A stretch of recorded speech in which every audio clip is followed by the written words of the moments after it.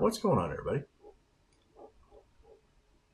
It's time for a cup of coffee, and we're going to talk about product reviews. We're going to be doing a bunch of them, sponsored videos. And so I figured we would talk about this and just give you kind of a reference for how we do stuff around here. I think that people always ask about it. It was in a video yesterday about the Epiphone thing. Somebody said, did people click away when you said it was a sponsored video? And I was like, that is a great question. Um, I don't know. I don't know. So we're going to talk about how we do it. I think it's important to kind of set this reference for the channel.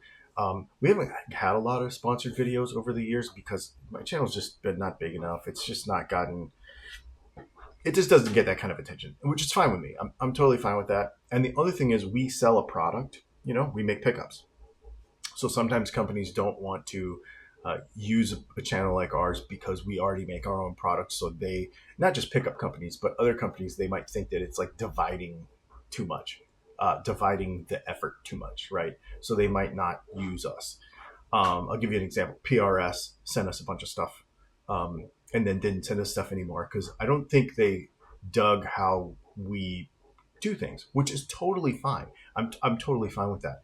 I need to stick to what's true to me, and that's what's really important. So that's what we're going to talk about. Okay, so what people think happens. People think that we just get. People think that I have a pile of free stuff that everybody sends me all the time, and I'm going to just. I'm going to review it. I'm going to say nice stuff about it because I want them to send me more stuff. And as a result, you're going to get sold junk because I'm just going to say nice things for the sake of saying nice things. Around here, that's not how it works. I can't speak for other companies. That's not how it works.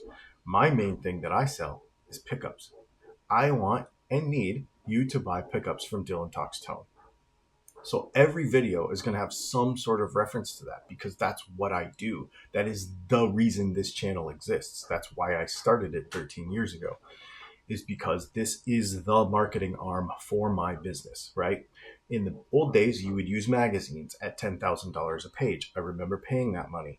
You would use, you would use TV commercials. You would use product placements I get ads for, hey, I could spend 10 grand and have my guitar brand in like Real Housewives of Atlanta in the background for 10 grand. Like, you could do product placement anywhere. But this is how we do it now. This is how this is how companies advertise because they know that this is where the views are. So I care about that for my stuff, right? More than other brands. That's also why. So we've prioritized our own stuff over other brands for many years. And they just haven't looked at us. So it's totally fine. Here's the problem is if I sell you junk, then you lose trust in what we do. I lose business on the DylanTalksTone side, which is the most important thing to me. And you have no reason to watch if you don't trust what we do. So there's no reason for me to tell you something that's not true. Somebody was like, I hope you're not BSing me about this guitar. And I'm like, why would I BS you about this guitar? Because, that doesn't make sense to me. I know people do it. But on a principle level, as a human being, I just don't understand how that works. I don't know how that's scalable. I don't know how that's maintainable. I don't know how you can live in that state of dishonesty all the time. It makes no sense to me.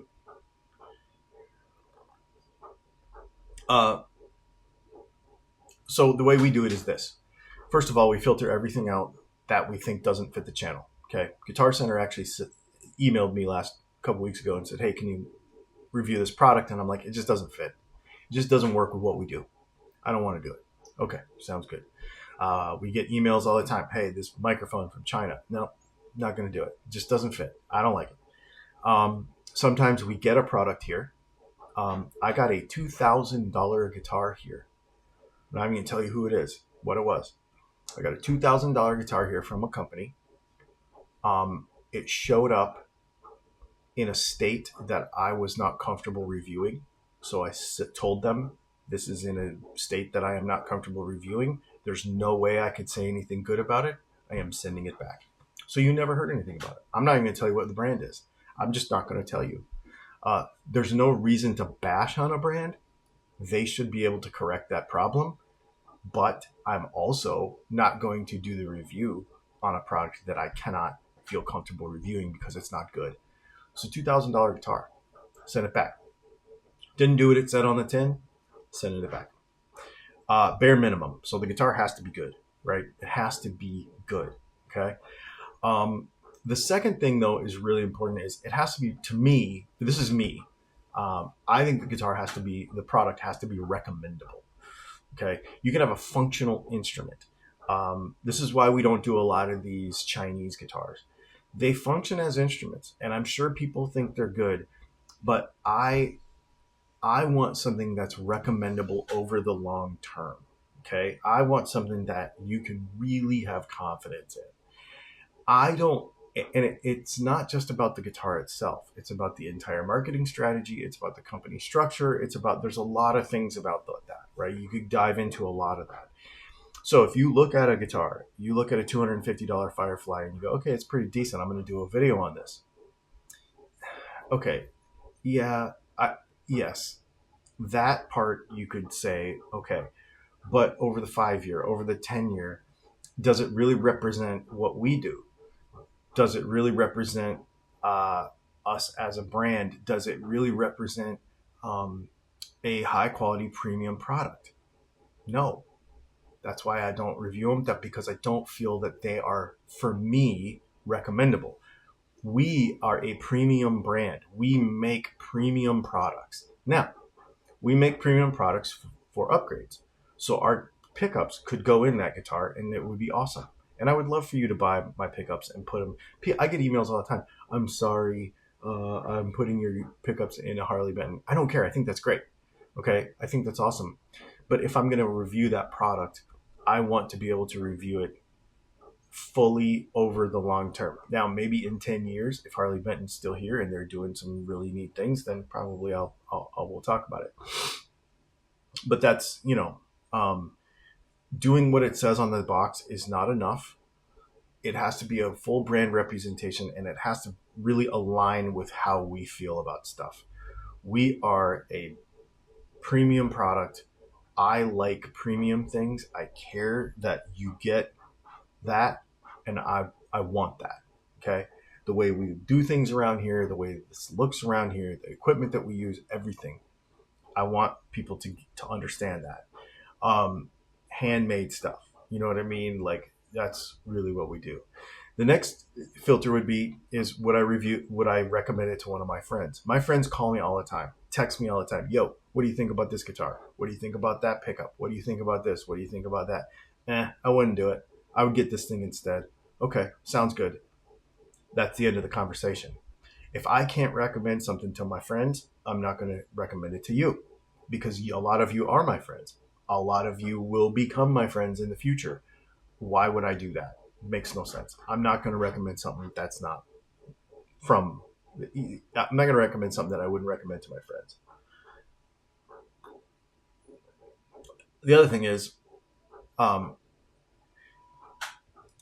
these are really important. These are really important metrics. Here's why. It's not, can I make a video about it, or can I make affiliate dollars off of it? I've told you this many times. I could probably make about $1,000 a month right off the rip if we started doing Harley Benton videos and Firefly videos, and ERT and all that stuff. Be about $1,000 a month. I lump those all in because they're all the same crowd. Okay. Here's the problem. There's two problems with that.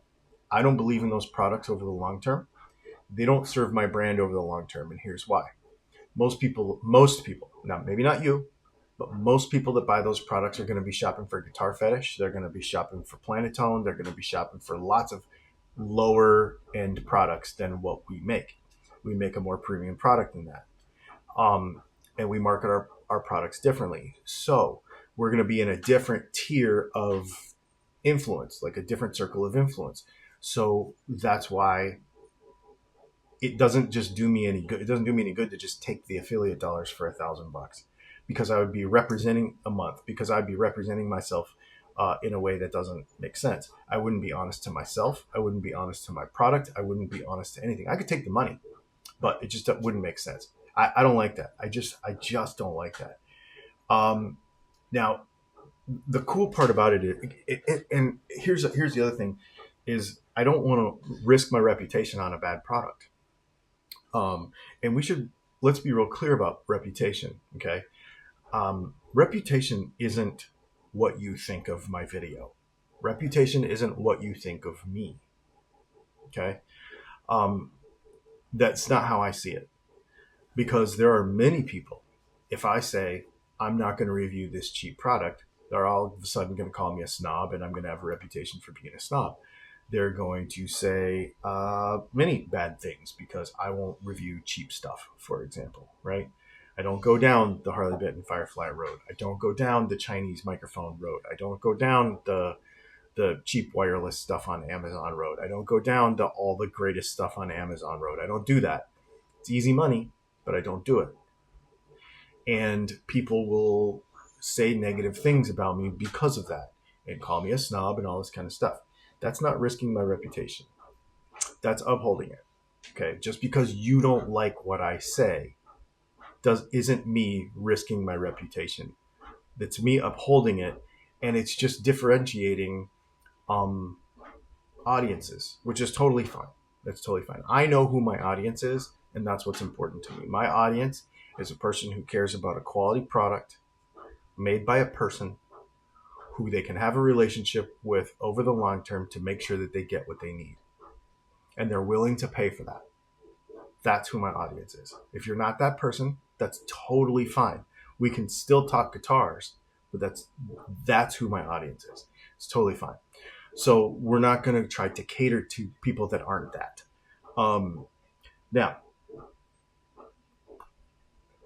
people will say, well, why don't you, if you do that, then you just have to say nice things so that the manufacturers will send you more stuff.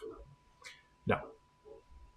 I'm perfectly willing to burn a bridge, not necessarily burn permanently a bridge, but I'm perfectly willing to say, no, just don't send me stuff. If we don't align, don't send me stuff. I have my own brand to worry about. DylanTalksTone.com.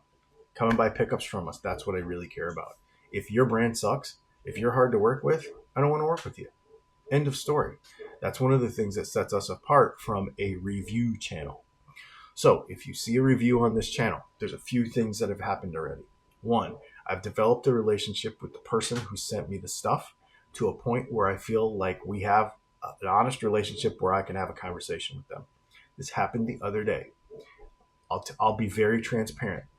The DR Strings review that was sponsored by Guitar Center, they did not like that very much. They said in the future, if it's that bad, just don't do it. Well, the only reason I did that, two reasons. One is because I want you to know that I'm willing to be honest with a big company like Guitar Center. Two, it was genuinely a surprise. I was really hoping that those strings would be good, and it was genuinely a surprise. I didn't know they were going to be that bad. They were terrible. Because that's kind of outside of my MO to actually bag on a company like that. But I was like, you know what? It's already done. It's already done. We're just going to leave it. I want people to know that we're honest. And I also want people to know that I'm willing to do that, even with Guitar Center. We chucked the guitar case off the top of the van. Gator loved that video. They loved that. We're going to do more stuff with Gator, I'm sure. They loved that video. PRS, who I didn't work with for quite a while, emailed me last week and said, hey, the video that you did on the $2,000 PRS SE, that fancy one, the Herman Lee signature, they're like, that podcast that you did on that, you really get what we're trying to do with that guitar. We really appreciate how you broke all that down and the costs and the reason it cost $2,000 and the manufacturing and all that stuff. We really appreciate what you did there because you actually get it, and we'd like to work with you again. They know that I know what I'm talking about when it comes to, and I know people won't argue this, but they know that I know what I'm talking about when it comes to where guitars come from, why they cost what they cost. This one's cheaper. That people are thinking that I'm just all into super expensive stuff and no cheap. I'm like, no, I just understand the difference, and I'm trying to give you the difference. They get it, so they're sending me some stuff. We're gonna work together again. That's what's Really important. So the trick here is you have to filter through this stuff, right? And you have to filter through stuff. When do you filter through it? After you get the free thing or before you get the free thing? Most of the filtering happens before you get the free thing if you're an honest person. We don't typically get paid. We don't typically get money. What I will say, and I'll be very transparent about this, I don't want free stuff, to be honest with you. Well, okay. I want the free stuff because I need the payment for the video. Like, I need to get paid somehow. But I don't do it for that because I don't want it stacking up around here. I don't need more guitars. I don't need pedals. I don't need more modelers. I definitely don't need more amps. I have like a stack of amps to review right now. I don't need more free stuff. I don't want it. I don't want a room full of gear. Okay? I don't care about it. It's not how I live my life. I just don't need a bunch of gear. So I don't need a wall full of pedals in a video. I don't need all that. I don't want it, right? I need it because I need to get paid for the video. So we might sell it. We might give it away. I don't know. That stuff probably won't stick around here though. I'm not doing it for the free stuff. I don't want it. I don't want it in the long term. I just don't want to keep it. Like, I don't need stacks of this crap. I just don't. So that's not why I'm doing it. So I don't even know why I was telling you that. I just don't care about it. I don't need stacks and stacks of gear. That is not that's not my motivation for doing it. My motivation for doing it is making sure that you get good advice.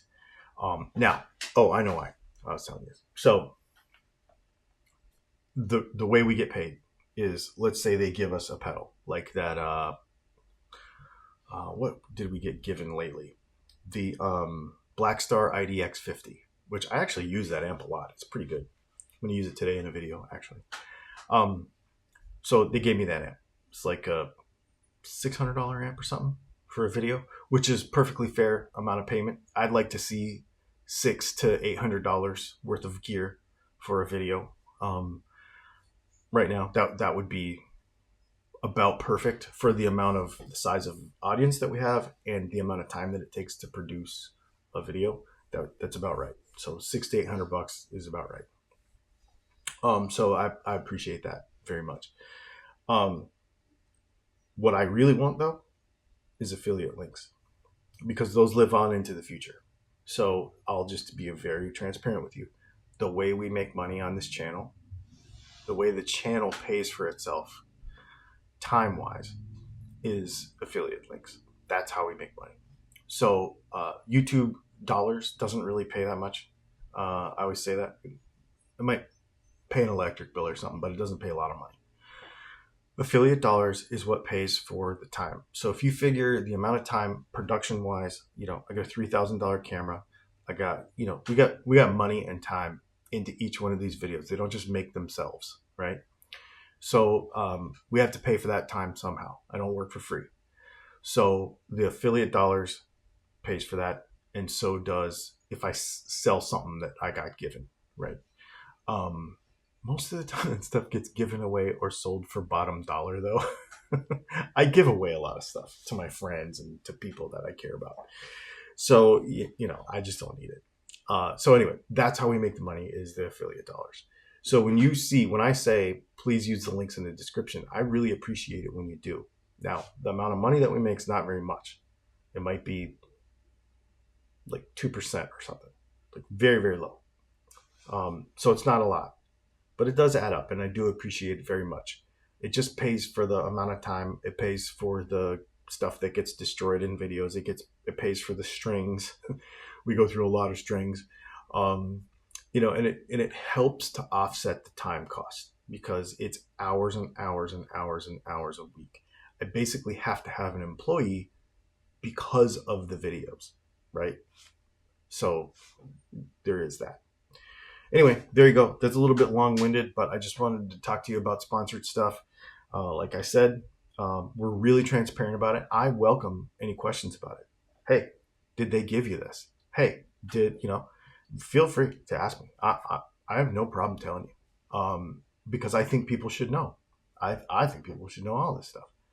I don't think there's any industry secrets. You can Google or Chat GPT any of it, and you can find most of it out. So why wouldn't I be upfront with you about it? There you go. Thanks for hanging out.